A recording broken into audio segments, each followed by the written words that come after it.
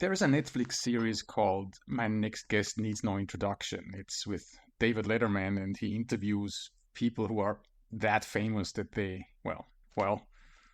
they don't need any introduction. So on his list were Miley Cyrus, Barack Obama, Robert Downey Jr., Howard Stern, Jerry Seinfeld. I mean, you get the gist of it. And while our podcast is probably not quite of the caliber that David Letterman is, the reason why I mentioned that show is because we have a similar person as a guest on our podcast today. While he's not necessarily of George Clooney fame, at least worldwide, inside our industry, I would argue he is at least of similar standing as Clooney is amongst the Hollywood A-listers. I'm talking about Ross McFarland. Ross discusses with us a rather important question. How can we obtain soil samples that are actually representative of a site or of an area or of a volume of soil? That sounds quite simple and quite easy, but trust me, it is not. The interview that James and I recorded was over 2 hours long. It was so interesting. We just kept chatting and chatting. What you are about to listen to is about a 1-hour version of it, so I apologize for the length of it, but I am sure you will enjoy it all. We jump in at a moment where Ross was just about to give a brief introduction to himself, although, as discussed, he doesn't really need any. So without dragging on any further, here is the contaminated sites industry A-lister, Ross McFarland. Because I was going to say, Gunnar's given me a bit of a background. I don't know your history as well as Gunnar, obviously, but we've spoken about you many times and about your work. And do you want to give us the quick rundown of your career as well? Sure. So Gunnar knows me, so I haven't said anything about me. I'm a chemist by first degree and engineer by second, and I started a PhD in spatial analysis, but never quite finished it. So that was the extent of that. I'm chief environmental scientist for AECOM, which is a big company, 60,000 people around the world. And one of my jobs on this side of the globe is to be a linkage person with other technical groups around the world. So my job is to know the person in, Zimbabwe that knows everything about gold mining and put them in touch with the person in the Melbourne office that's got a question about sampling for gold mines. So that's the job I've been doing. And prior to working for AECOM, I worked with CH2M Hill as their regional technology manager for Asia Pacific. So I kind of did the same sort of job. So I've been doing the same technical linkage job with environmental consulting firms for 30-something years now. And before that, I worked for 5 years with the New South Wales Environment Protection Authority in the early 1990s and wrote a lot of the guidelines that have subsequently been created, like service station guidelines, which have been revised, and sampling design guidelines, which have been revised now, and banana plantation guidelines, that kind of thing, all kinds of interesting stuff. Unreal. And I was co-author of the 1992 ANZAC NHMRC, National Health and Medical Research Council, guidelines for the assessment and management of contaminated sites, which I kind of feel is like a Bible. It has all of the basic philosophies built into it about risk-based investigation, risk-based remediation, that kind of thing. And that was a really good background base document for Australia, which has been used in all of the regulatory frameworks subsequently. And then in 1999, I was one of the co-authors of the Assessment of Site Contamination National Environment Protection Measure, which is the ASC NEPM, and was involved in the 2013 revisions for that. So I've had a big background in making the regulation more user-friendly and more practical and more risk-based. Most recently, I was the chair of the National Remediation Framework, which is the piece of the jigsaw in our industry that was missing, because all of the stuff up until about 2020 was all about investigation and risk assessment. But there wasn't the piece which is, what do you do? How do you clean up a contaminated site? What sort of capping system do you need? How thick should it be? that kind of stuff. At CRC Care, I was the chair of that National Remediation Framework, and that sort of has now been the kind of the pinnacle of all of that regulatory assessment and then remediation work, which I've really enjoyed doing. It's typical of all regulatory frameworks. It takes a little while to get embedded, but it is referenced by the heads of EPA, Nice.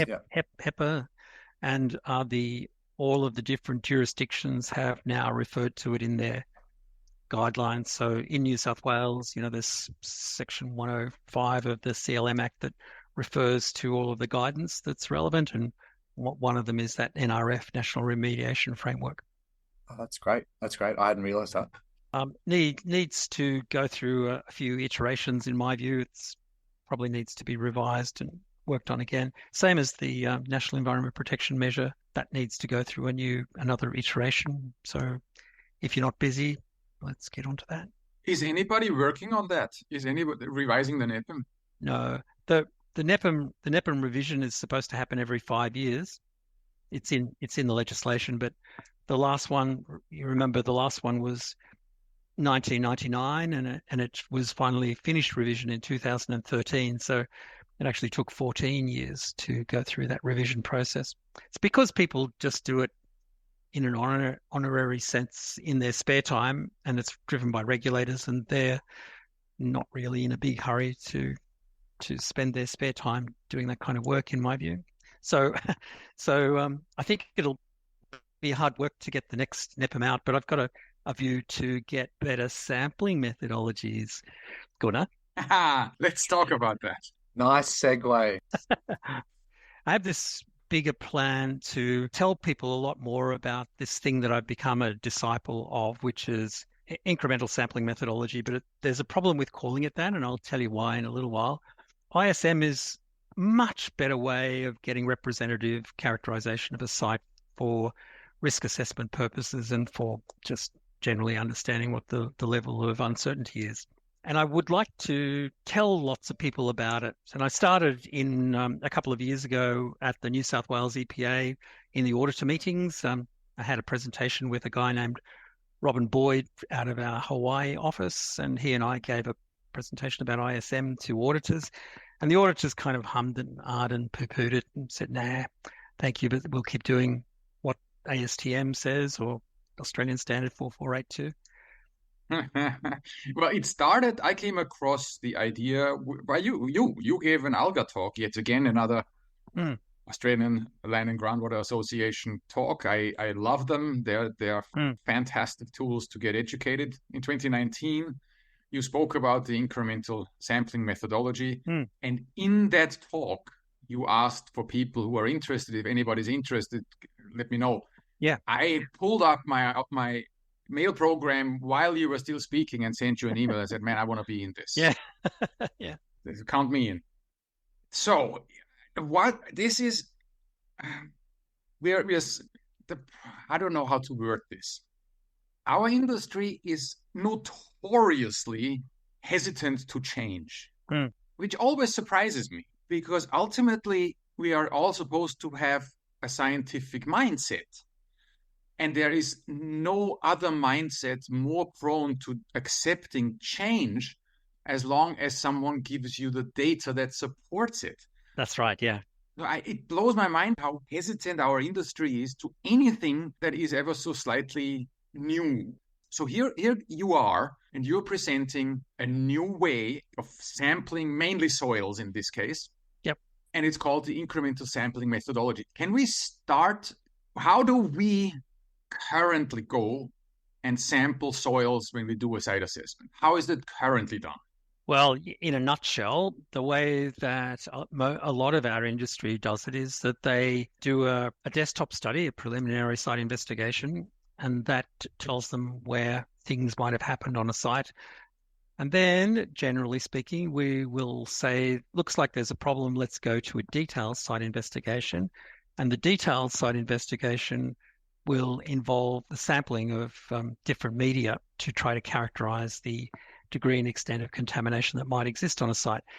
This is where the notoriously hesitant industry goes to a standard approach and puts a grid over the top of an area and samples across a grid.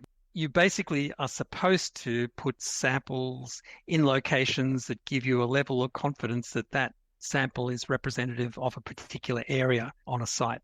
That's the theory. Then after you've done that, you take all of that data and you apply a whole lot of quality control things on the data. And one of those criteria is representativeness. Yes. And people just sort of glaze over that. So they get to the point where they look at all of the data and they say that the data has been assessed using this process, and we now think it's of adequate quality for decision-making purposes. So that part of the site has got lead contamination and needs to be cleaned up. This part of the site probably isn't contaminated. Then we design a remedial action plan, implement the remedial action plan. Whilst you're out there, you take all of these samples as part of the remedial works, and you find that the contamination for lead continues on a path that you hadn't estimated before, and so you have to keep digging and dig it out to some extent, and then finally take validation samples at the edges of that, and then write a validation report and say the site's clean. Okay, there's the big picture of how we do it at the moment. See, this is the thing. It's like when we say, oh, you take a sample, the more you look into taking samples, the more you look into that, the more complicated things get, because it gets complicated fairly quickly. Absolutely, yeah. You have to look very deeply, and then you realize that is a deeply complicated science. So just to our listeners who are not environmental consultants, yeah, when we go out and we take soil samples, be it now from a site or be it a soil sample from a massive stockpile, we put that soil, it's about 200 grams, so a cup, into a jar, and we send that off to the lab and say, dear lab, give me the lead concentration in this jar. The lab then goes and takes a very small subsample out of there, 5 grams. 5 grams is nothing. Okay, that's a spoonful. And takes it out and does their analysis on it. So now you have basically 5 grams of soil that are supposed to be representative of a large volume of soil or a large area on a site. Yep. It doesn't take a lot of thinking to realize that's a bit of a problem here. We don't even have to go into the fact how different contaminants are attaching themselves to different soil particles. You don't even have to go into the areas of saying petroleum hydrocarbons generally appear differently on a site than, for example, pesticides do. It gets complicated, but we don't even have to go there. If only I could stand everybody who has anything to do with sampling or not, all of my friends, if I could only put them in front of a stockpile and say, give me 10 samples that you think are representative of this material, and here is the 10 sample jars, they would immediately understand the problem that I have with a lot of the sampling that is outlined in the Australian standard, and obviously also you have, and many, many other people, especially in the US EPA, have. The US EPA doesn't even call samples that we take, these grab samples as they are outlined in the NEPM and in the Australian standard, they don't even call them samples. That's already too high a standard.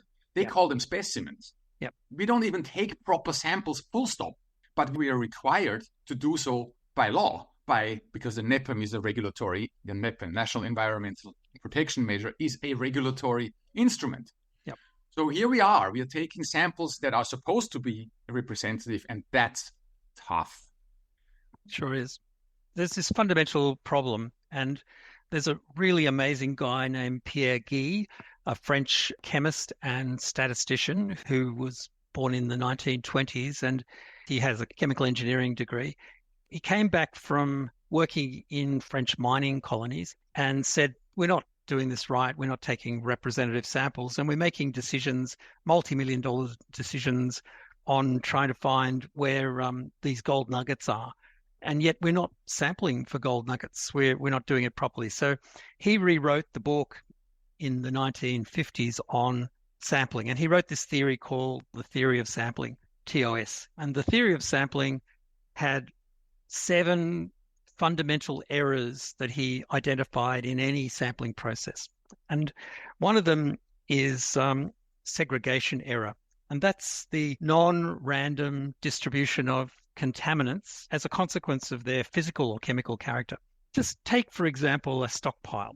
If you build a stockpile by a conveyor belt, the stockpile material falls on the top of the conveyor belt and forms this beautiful cone shape.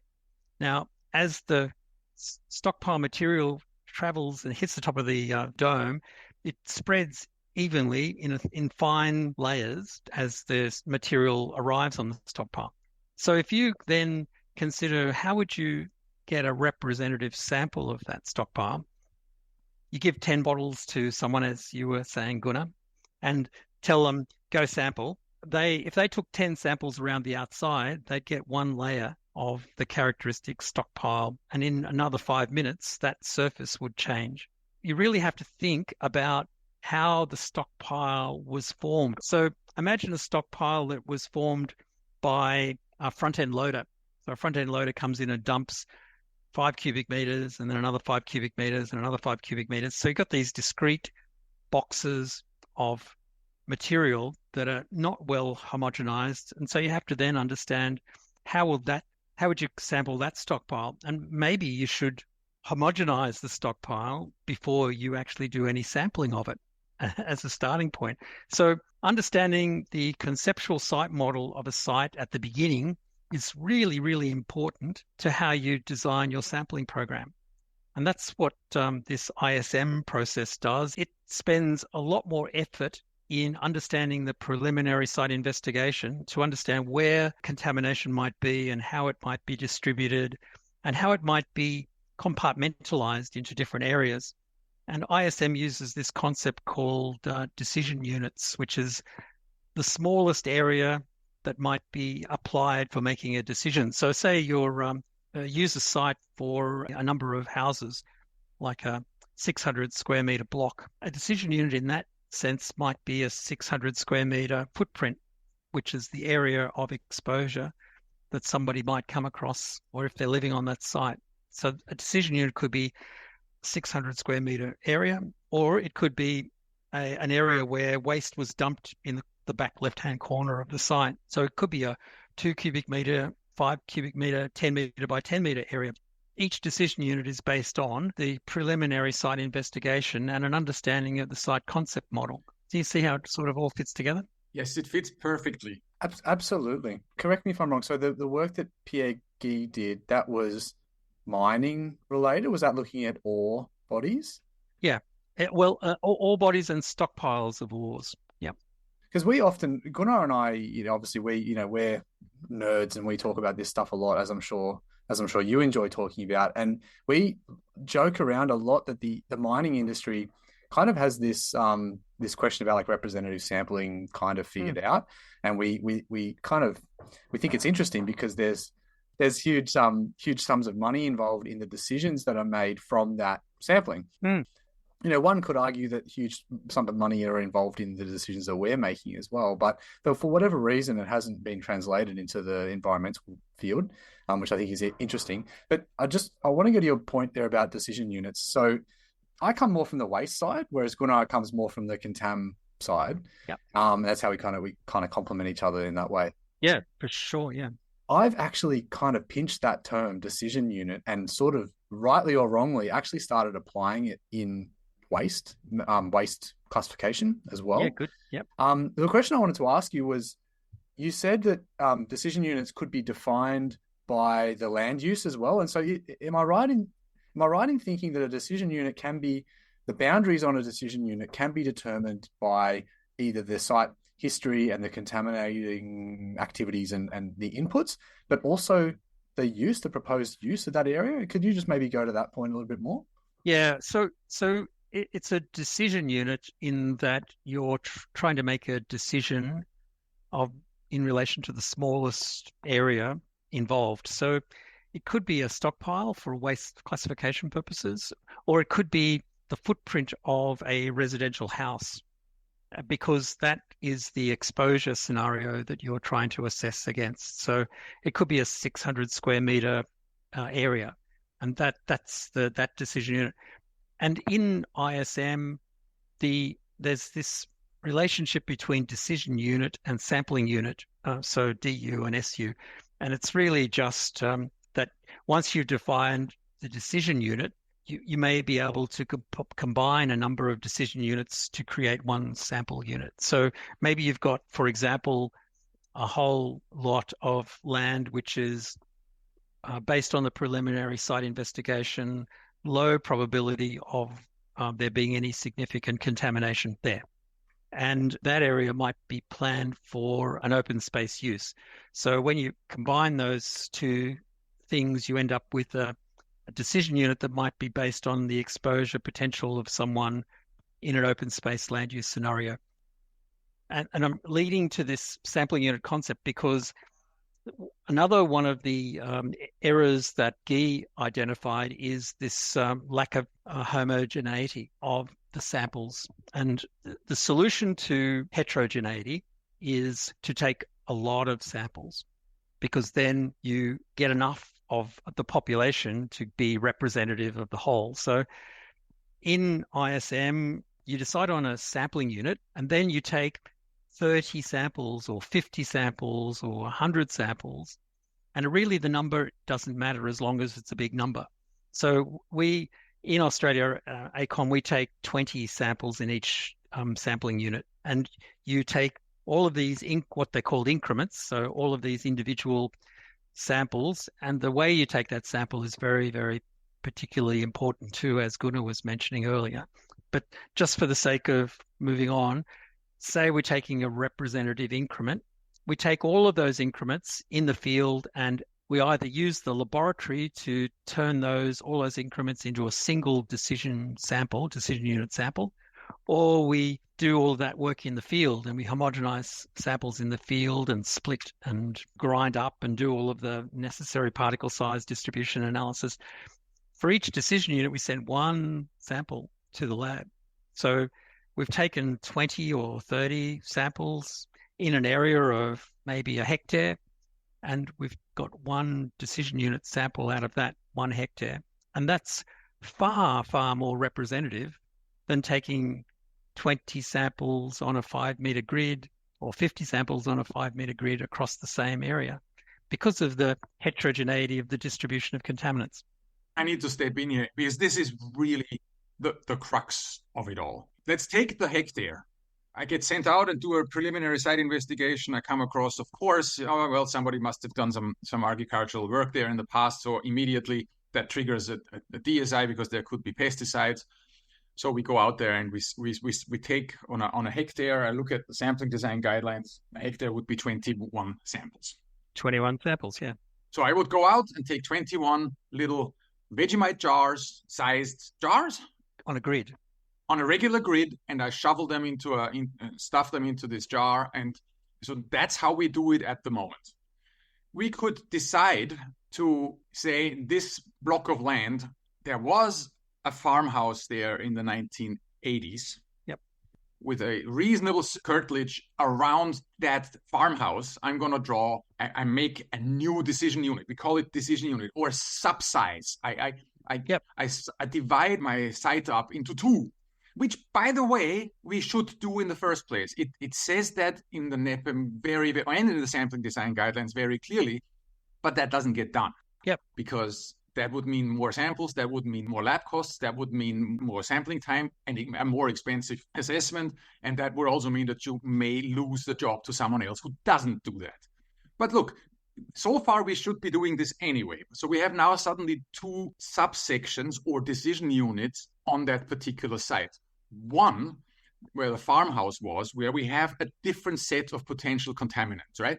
So we may be looking for petroleum hydrocarbons, because someone may have filled their diesel tractor and may have done an oil change, and they may have stored pesticides in their shed, and they may have tin roofs, and God knows what else contributes to our usual suspects of contaminants. So that's one decision unit. And I have another decision unit, which is the rest of the site with different contaminants out there. Now, what you are saying is we need to take representative samples of each decision unit. Yeah, or subsite. And the way how you do that is you take at least 20 samples, like little subsamples on each decision unit. So you go to your first decision unit where your farmhouse was, and you take 20 samples, not only from the surface, but you take another 20 samples, maybe even from a deeper layer.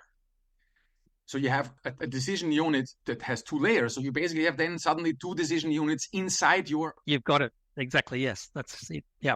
And you take and through some magic processing, Yeah. you turn these 20 small subsamples into one proper, homogenized, representative sample of that decision unit. Yep, that's it.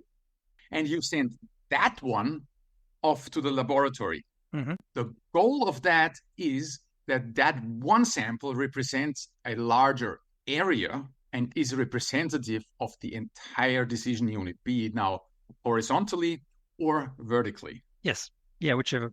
One sample. Now you can already see that's gonna ruffle some feathers. I absolutely will, yeah. Immediately. I mean, there is that you're slaughtering a holy cow. And I have talked to people and I can see there is a lot of objections. However, if you think about it, and we need to talk about this a little bit later, you really get your head around this. That is such an unbelievably superior way of taking a representative sample. Yeah. Yes.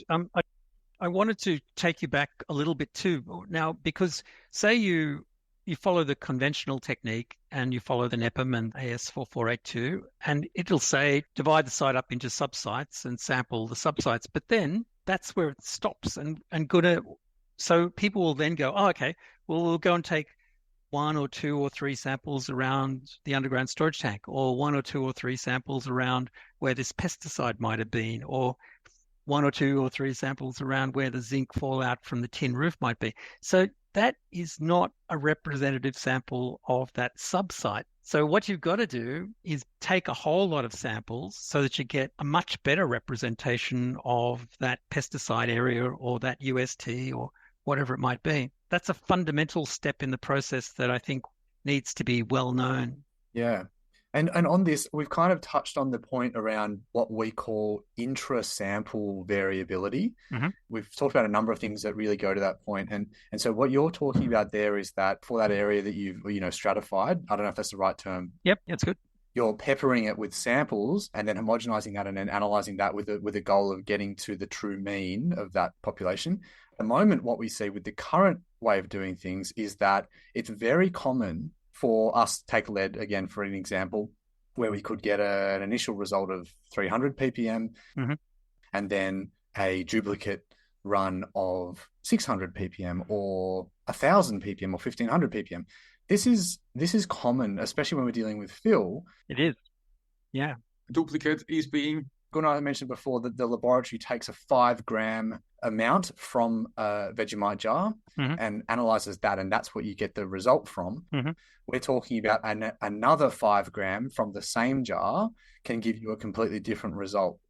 Let's not get into QA, QC and all that sort of stuff, but that actually presents like a fundamental issue for us in that what that shows us is that there is a high degree of intra-sample variability, so variability within that sample, and that's what we're trying to address with the ISM. Yes. At the moment, when you get that kind of a spread, some people might say you should discard that sample. There's a quality control issue with the data set, but often it is just explained away in that, the sample's heterogeneous.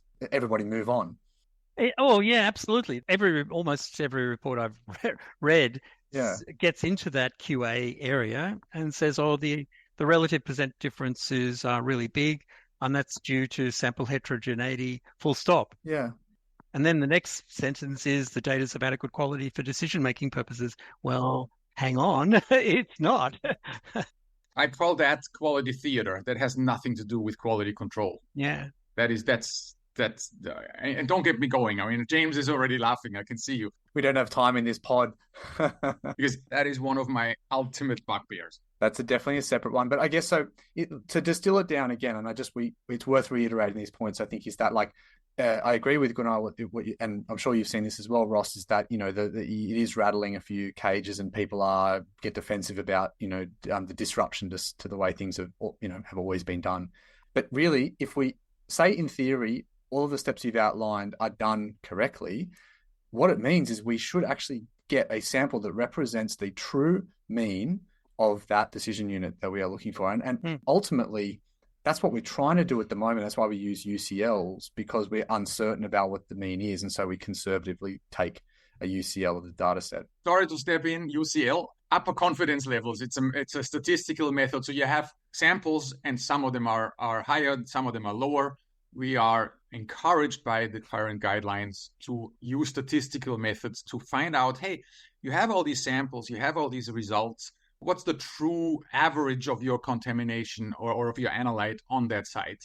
And it's fairly simple statistics, and they're called upper confidence levels, where with 95% or 99% certainty, you can say, my true average, my true mean of all these samples that I've taken is below that level. That is basically exactly what ISM is doing, just mathematically.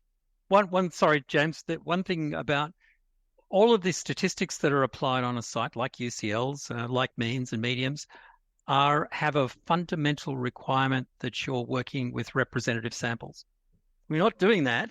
So we take 5 samples in an area and we send that off to the lab and we get 5 results and we run stats on that. The stats that come back are not true statistical analysis. So that 95 upper confidence limit is not necessarily as safe as the regulator might require it to be. That's my greatest concern. I'm with you. And so you're distilling down an area into you're homogenizing the increments, and you're providing a single sample that is analyzed. Does the method require you to put any kind of confidence interval around that, or is the value you get the value for that decision unit? Yes, it's the decision unit value. Now, which leads to the discussion about compositing. Yes, there's guidance out there, which I wrote in part some 20 years ago, that says if you take 5 samples and make up a single composited sample out of that 5 samples, you should divide the number you get by 5 to compare it to the regulatory threshold level. Multiply it by 5 to get, you get what I'm saying? Because of the concept of dilution. Yes. Of 4 samples out of those 5 being clean and the 5th one being very contaminated. So you have to multiply the result by the number of increments that you use to get it. Now, that is absolutely correct if you've got a random sample that's well distributed and you understand the analysis of the population that you're dealing with.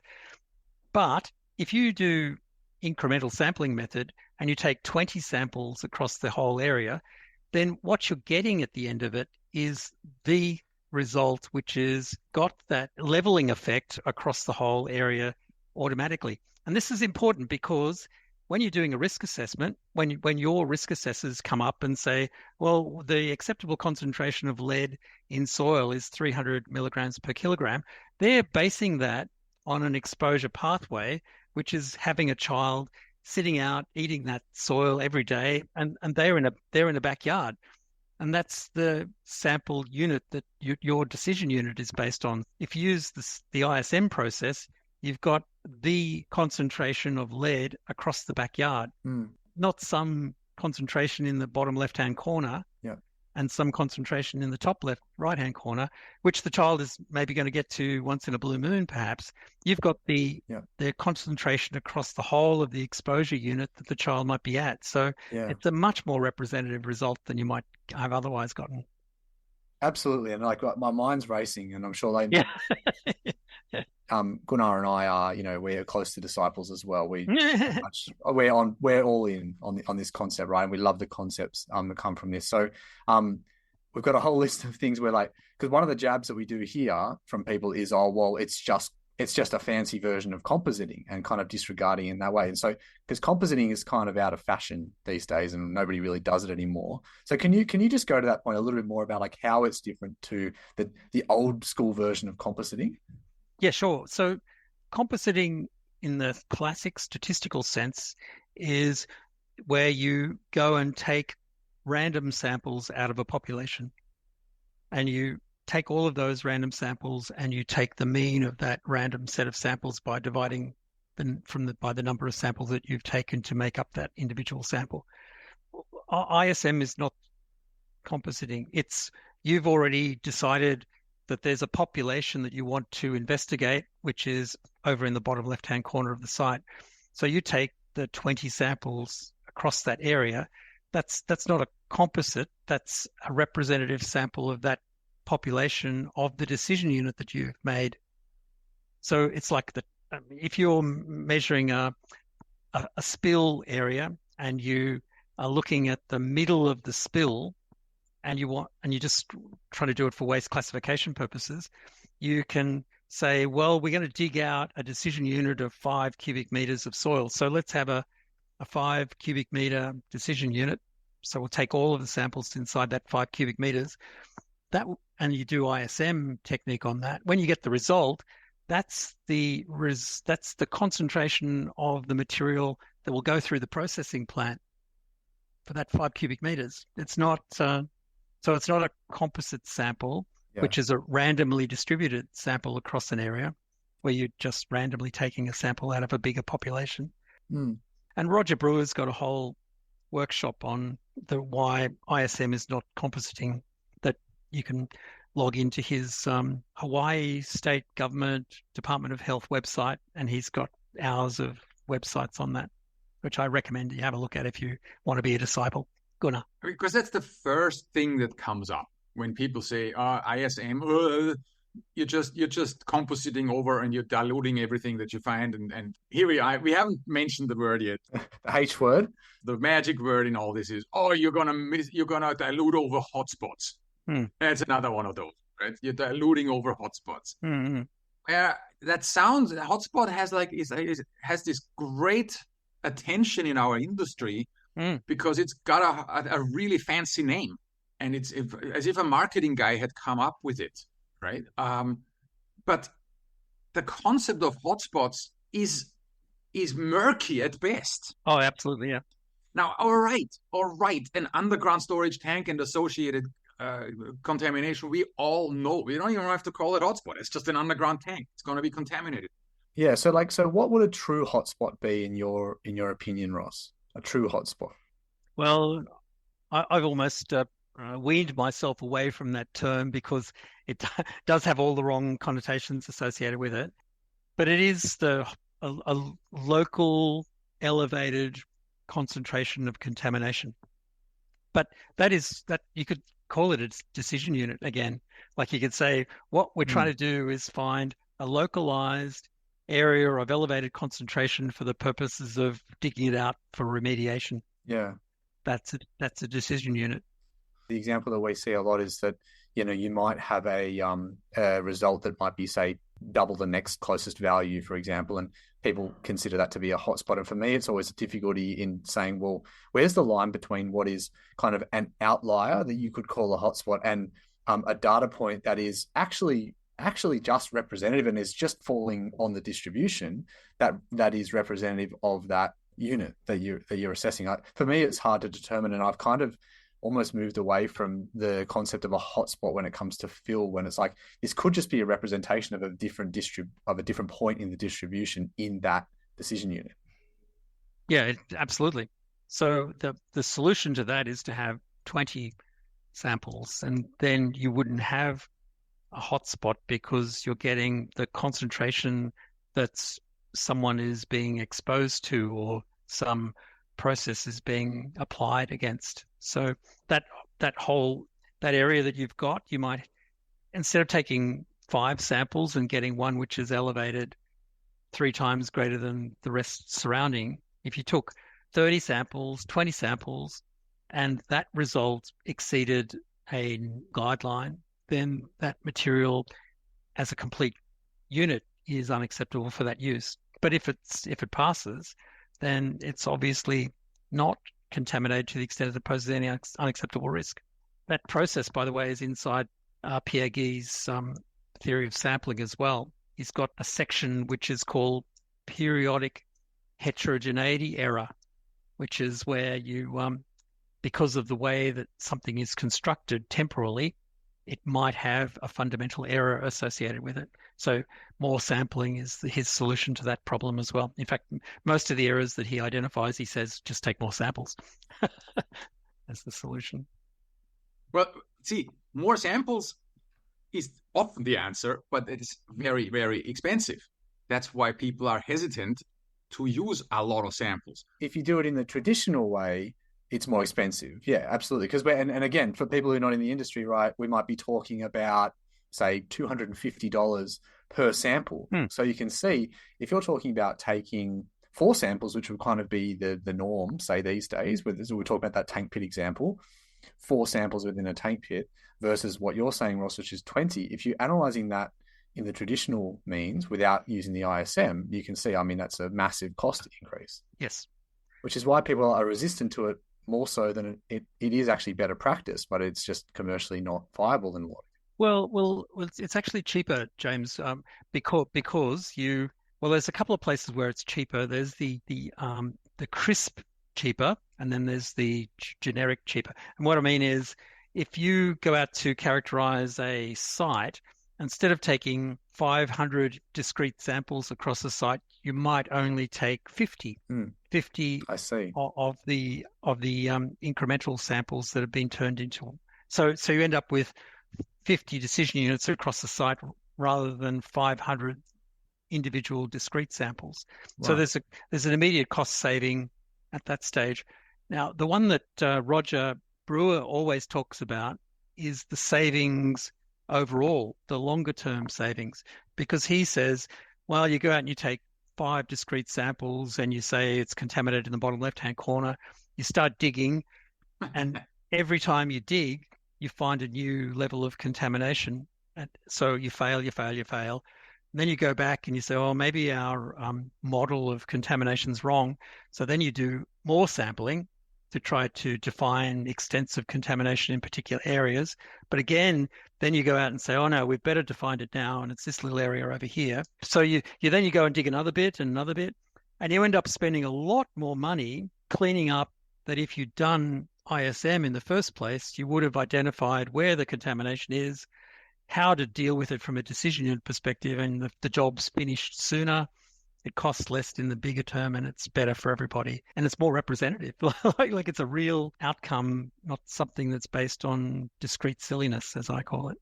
When it comes to kind of identifying a decision unit and determining the boundaries of that decision unit, well, I often find myself using that to kind of stratify an area, then going and sampling in the traditional way, and then using the data set that comes back as another line of evidence in saying, okay, well, where are the boundaries in my decision unit?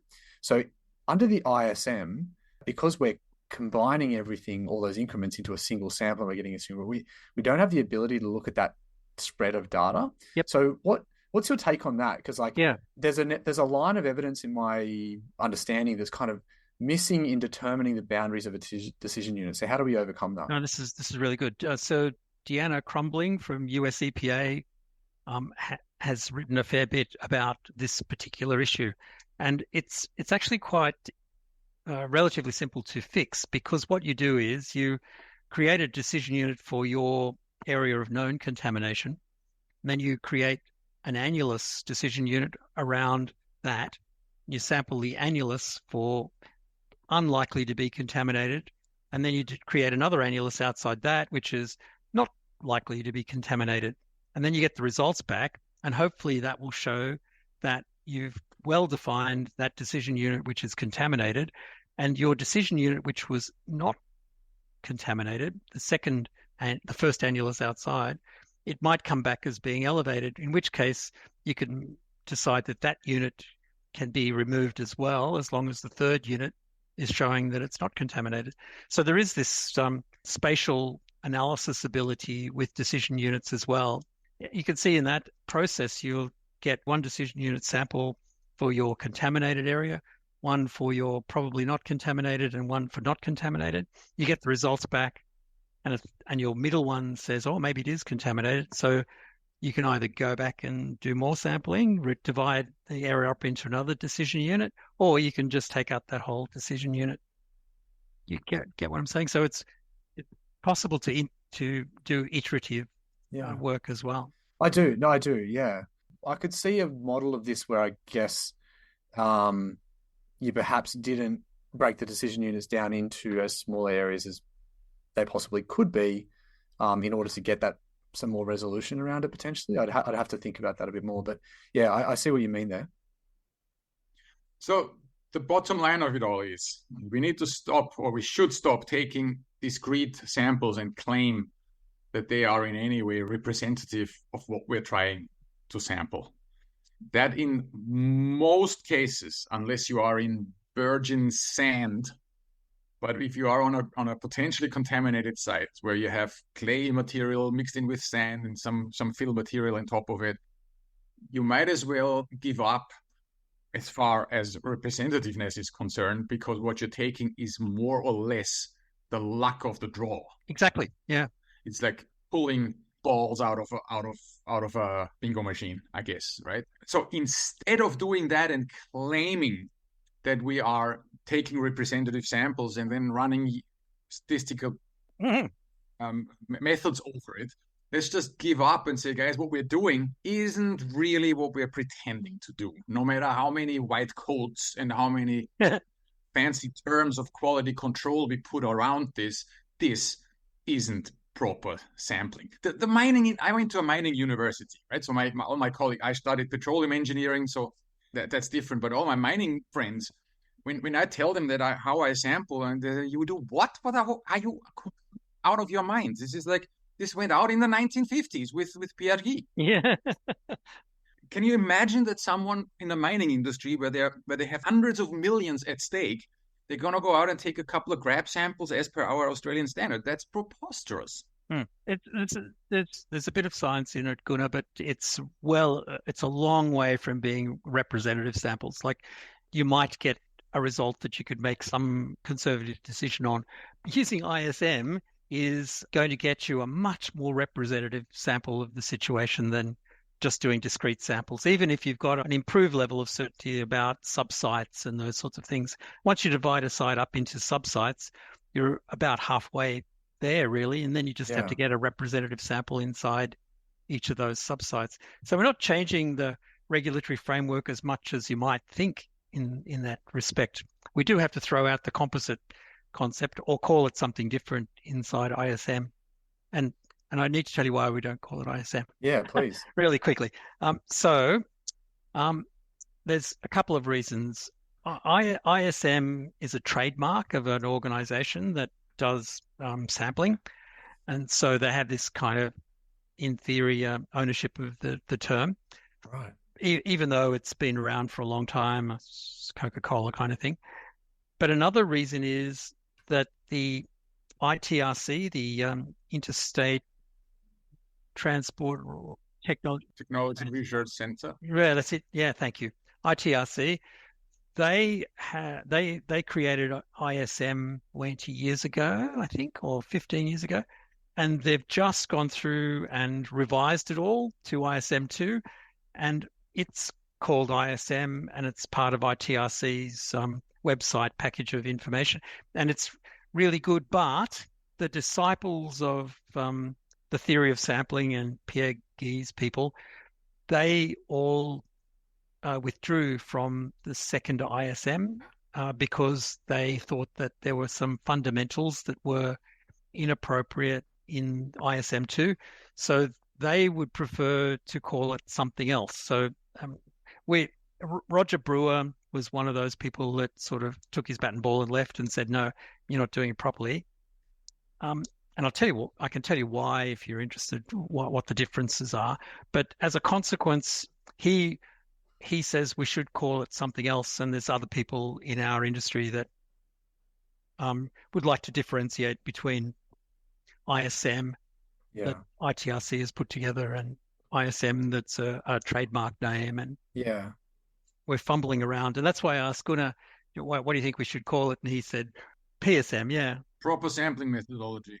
Proper, PSM, which is a little bit up your nose, which is classic Gunnar. Yeah, thank you. Maybe it could be called improved sampling method or something. That kind of brings us to a maybe one of the last points we can touch on, which is like, so where to now for the ISM in terms of like integrating into the work that we do and then the regulatory side, like where do you see it going? I'm setting up a workshop at the Cleanup Conference in September. On the 15th of September, there's a workshop. It's a masterclass on the incremental sampling methodology. And myself and a guy named Roger Brewer from the Department of Health Services in Hawaii, would you believe? He is a real guru in this ISM process. He and I are giving a workshop on that day. And then after that, I'm hoping that we can get CRC Care to run a whole lot of training packages, and then I'd like to introduce a module into the NEPM, which is on ISM, so that it's sort of got this transition from the disciples all saying it's a good idea today to go through training workshops, get everybody on board, and then finally turn it into a national environment protection measure. Because of the regulatory framework has also included the use of site auditors to make professional judgments in the field about things. Yeah. And that includes waste classification too, for that matter. So where sites are being characterized or remedial works are being developed, it is possible to put an alternate case to an auditor that says, here's the conventional characterization technique, and here's the ISM or PSM technique that we're proposing to use. We can use the PSM technique on the basis that it's a better science and gives you a better outcome. And some auditors have been willing to accept that alternative approach because, like scientific defensibility and improved certainty in the design.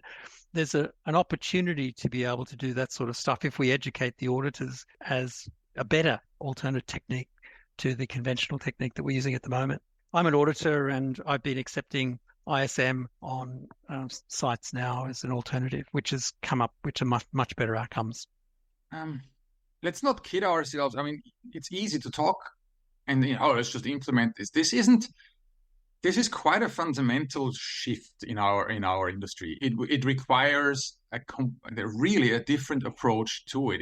It requires a more thorough preliminary investigation phase. Yeah. It involves more senior involvement in the design of the decision units and hence in the sampling design. It requires a significant change to the fieldwork. I'm not even talking about access restriction because, sometimes there's building, you can't just take 30 samples under there.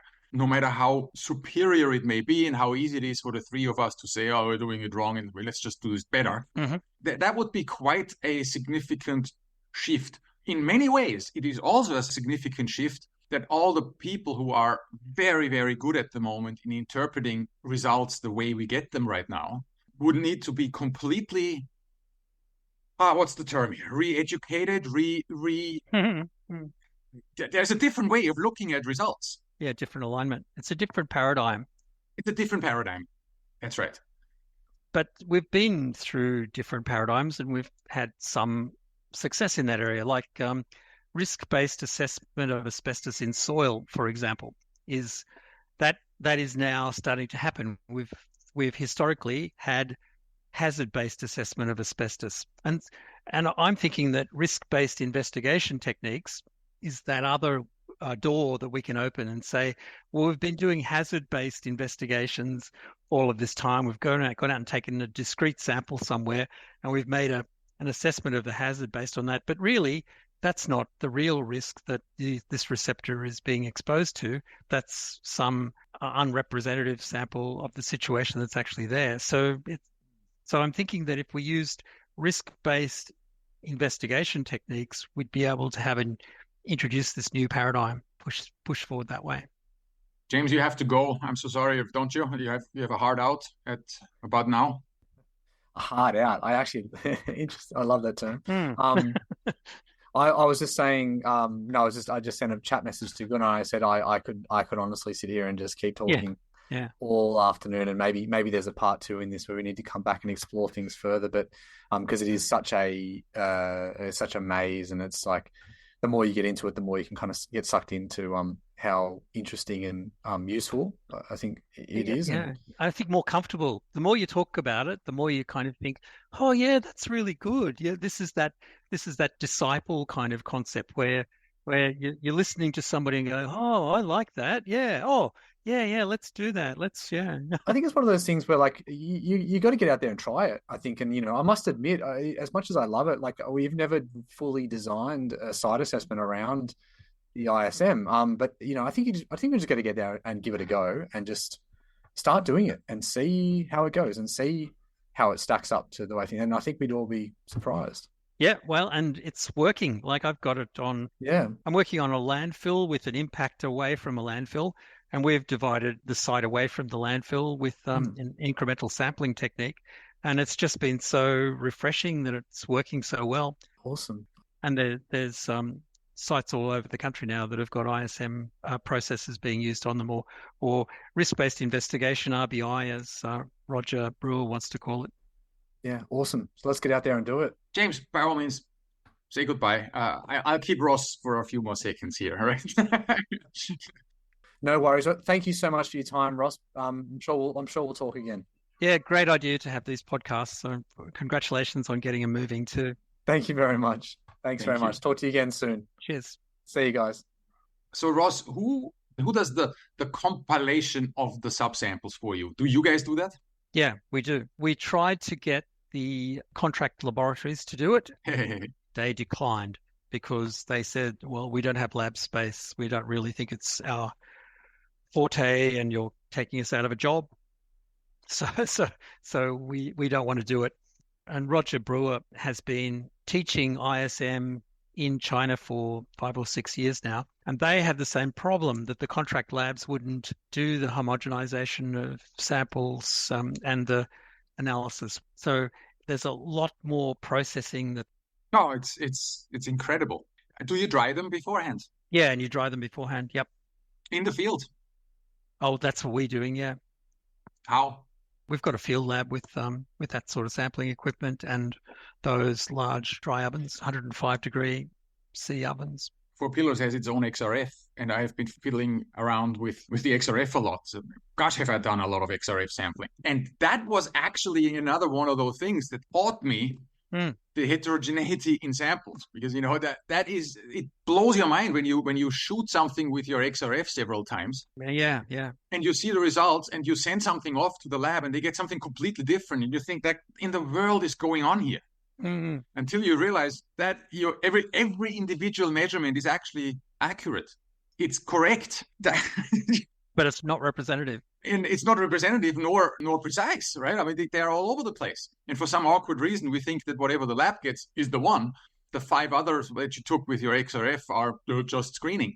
But that opened my eyes and opened the door to me looking into what we're doing is actually not even close to representative. You just have to, it was painful, but I realized what we're doing is just not right. You're right, Gunnar. And the labs were, at one stage, NADA were pushing the labs to provide measurement uncertainty data around their individual results. So the labs pushed back because they said, well, we'll give the consultant a result for lead, which is 290 parts per million plus or minus 100 parts per million. So it can either be well below the threshold HIL or well above the threshold HIL. And the labs just were really reluctant. So you would have gotten a result with a range. Well, oh gosh, we could talk for so long. I mean, the whole black box thinking in our industry is just scary. So it has 290 ppm pass. It has 310 ppm call for a remediation action plan. Both of them are bullshit values in the first place, seen on its own. Yeah, absolutely. Yeah. Of course, the NEPM says you shouldn't say that 290 is okay and 310 is bad. You're supposed to take a holistic view of each individual data point. But of course, people don't. They just use that black and white kind of approach. So I was trying to when I did my XRF trials. Ah, yeah. I realized very quickly that I need to, number one, dry the sample, grind it up, yeah. Shoot it with my XRF, and send what I have measured with my XRF to the lab. Hey, guess what? Brilliant. That works like a charm. Yeah. And the way how I dry my sample, I actually use microwaves. Microwave, yeah. That's what we've been doing too. That works very, very well. Yeah, and you got to keep an eye on it. Yeah. Yes. The result that you get when you dry a sample and grind it up and send it to the lab or do XRF on it, there's a fundamental question in there, Gunnar, which you probably have thought about, which is this really representative of the risk that's being posed at the site? Or should I be measuring available contamination, which doesn't involve grinding the sample up and making it dry? And I agree with you. That then takes me, I did laboratory tours I went to the 3 big labs, and I said, "Can you just show me when my sample arrives? Yep. What happens? Yeah. What do you do?" Mm-hmm. So we went, James and I, we went to these labs, only to find out that they deal with samples totally differently. All of them. It's like some of them sieve to 9 millimeters, some sieve to 5 millimeters, and I'm already going, "Whoa, guys, you're taking shit out of my sample? What the hell? How dare you? I give you a sample that, in my opinion, is representative. The whole jar. And the moment you analyze it, it ain't representative anymore." And then I realized, well, in the NEPM Schedule 3, that's where it says you have to sieve it. And I'm going, from that moment on, we are already, as soon as you take big rocks out, your concentration is already off. Because you're taking clearly non-contaminated stuff. Okay, it's in the form of a rock, but you're taking that out. Absolutely. So this, or maybe not. You might be removing the particles of lead paint that are saying about the particle size, and so as a consequence, you're getting a low biased result rather than a high biased result. There's a lot to it, isn't there? I speak to David Springer, and he says, he gives me a couple of slides where they did, for some research with a university, they took 80 samples out of one jar and analyzed it for different metals. And the variation they get in one jar out of these metals is insane. Of course, it depends what part do you analyze, the coarser bit, the finer bits. It's So this is where there's these sacred cows from an ISM perspective that we're not allowed to question the representativeness of the process that we're using at the moment, but we are trying to fix the non-representative nature of the samples by taking more samples and getting those samples homogenized in the field and then sending them to the lab. So there's much greater certainty of a representative result using this ISM technique than the discrete sampling technique. Yeah, and you know what I also find, and I think we're coming to the end now, but I find the same arguments when people complain about ISM, they pull out very, very rare scenarios where it could possibly be worse, completely ignoring that our current method is absolutely inadequate. It's just like, I find this similar with the electric vehicle argument, right? When everybody comes along and says, "Oh my God, electric vehicles, what if I have to tow the boat for 5,000 kilometers because I want to go to Broome?" Yeah. Try charging that, mate. And I'm going, okay, you're not, that's not an argument here. No. And I find it's very, very similar with the ISM, where people just cling on their comfort zone that they have worked for many, many years to be comfortable in and be recognized as an expert. And then you come along and you shake and rattle their cage a little, not a little bit, but significantly. Mm-hmm. And there is this not only this hesitation to change, but also there is and I don't know if you agree with that, but there is just a fundamental lack of basic scientific knowledge in our industry. To submit a duplicate in the field, to go to the lab and check on their procedures. What What the hell? Yeah. Whoever comes up with that. So the way forward, I think, is to offer this RBI as an alternate approach. Yeah. And to show that it would give you a more representative result. It will actually be a lower cost to our industry, and it would provide greater certainty, not kick out the discrete silliness, but leave it in there and let the industry grow over the top of the silly things that we've been doing and grow into this much more representative approach that we have got. That's how I want to do it, Gunnar, with your help.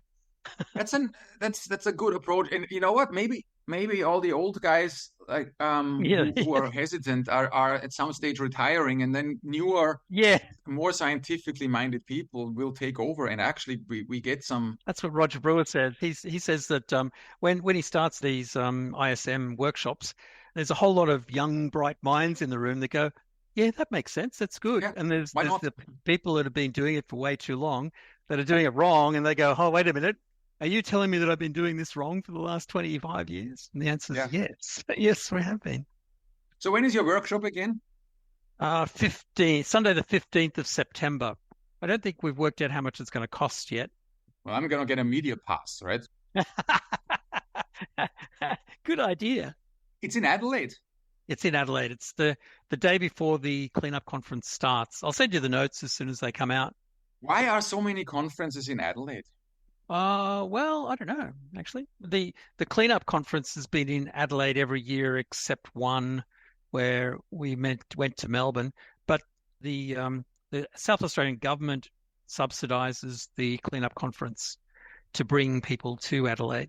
I always wonder because the International Acid Sulfate Soil Conference was in Adelaide. I was at the Chlorinated Hydrocarbon Symposium. It was in Adelaide, and I'm thinking, man, guys, can we have this where actually the people are who use this stuff? Yeah, like Melbourne or Sydney. Yeah. Yeah, maybe. It doesn't cost that much more to go from Sydney to Melbourne as going from Sydney to Adelaide. It's the time involvement. It's the long flight and It's an hour and 40 minutes to fly from Sydney to Adelaide and 40 minutes to fly to Melbourne. So it's an extra hour. Yeah. No, I understand. But if I have something in Melbourne or in Adelaide, I need to stay overnight. While if it's in Sydney, I can just pop in and out. You're right. It's good for you too, Gunnar, to get away and relax for a while. So that's another reason why it's on in Adelaide. So you can go and calm, have a little bit of relaxation. Ross, thank you so much. It's been awesome. I really appreciate it. Thank you so much. It's good talking to you again. Cheers, man. Have a great one. You too. Bye.